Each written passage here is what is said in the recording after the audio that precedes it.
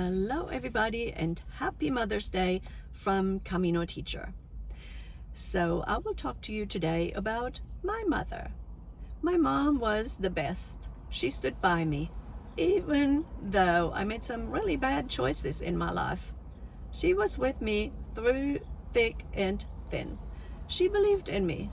She thought I could make something of myself.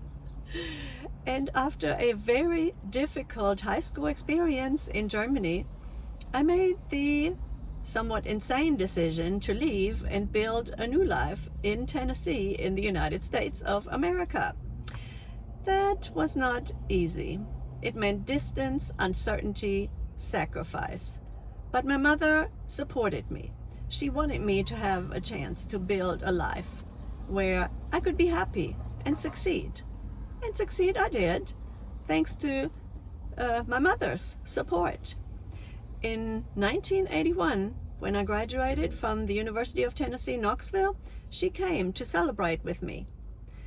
I still smile when I think about how surprised she was and proud when she discovered that I had actually graduated as top student. That was amazing considering my high school years. That moment meant everything to me. My mother was also someone who dreamed, much like myself.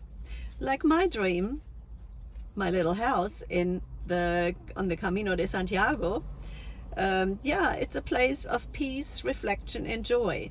It's your getaway. I guess she needed one too. So she also had a dream like that. So she created a beach home on the Ostsee, the Baltic Sea in Germany, and she was in the middle of sewing curtains and decorating it beautifully, making it a home with her own hands when her life was suddenly cut short at the young age of 69. Some losses never stop aching. I think of her often, especially when I'm in Spain, and I sit quietly on the couch there in my salon on the Camino de Santiago, watching the pilgrims pass and hearing the church bells ring, and just feeling the sunshine. And I always think the same thing. She would have loved it there. She would have loved the village. She would have loved the people there. She would have tried to talk to them. Yes, even though she didn't know any Spanish, she would have learned it. She learned French actually in retirement, so she could speak better to my sister-in-law who is French and her family. So yes, she would have learned Spanish, and she would have struck up conversations with all the villagers in the pueblo. She would have loved how pretty it was, and she would have loved walking on the Camino. Maybe not the whole Camino, but little stretches of it. And yes, she would have fit right in. So when I meet pilgrims now on the Camino who speak German, French, Spanish, English, I sometimes think of her spirit in that moment, her love for learning, her courage to try new things, and how outgoing she was. I'm kind of an introvert, but she was the opposite. She could talk to anybody about any subject. It didn't matter what it was. She had something to say about it, and it was smart stuff. It wasn't just, oh, that's cool.